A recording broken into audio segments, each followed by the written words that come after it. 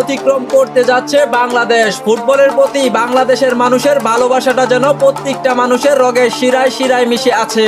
বাংলাদেশের মতো পাগল ফুটবল প্রেমিক হয়তো বিশ্বের আর কোথাও খুঁজে পাওয়া যাবে না। তার চক্ষুষ প্রমাণ হাজার হাজার কিলোমিটার দূরের আর্জেন্টিনা এবং ব্রাজিল সেরা দুই ফুটবল দেশের হাজার কোটি বাঙালি ফুটবল ভক্তের আবেগই বলে দেয়। তবে দুঃখজনক ব্যাপার হলেও এটাই সত্য, বিশ্বকাপ শুরু হওয়ার 94 বছরে বাংলাদেশের ফুটবল বিশ্বকাপ খেলার স্বপ্নটা আজও পূরণ হয়নি। কিন্তু এবার প্রায় 100 বছর পর 2034 সালে সৌদি আরবের মাটিতে বাংলাদেশের বিশ্বকাপ খেলার স্বপ্নটা পূরণ হতে যাচ্ছে। হ্যাঁ, অবশেষে বাংলাদেশ এমন একটি রত্ন পেল যা বাংলাদেশের মানুষ কখনো কল্পনাও করতে পারেনি। হ্যাঁ, বলছিলাম বাংলা মায়ের গর্ব হামজা চৌধুরীর কথা।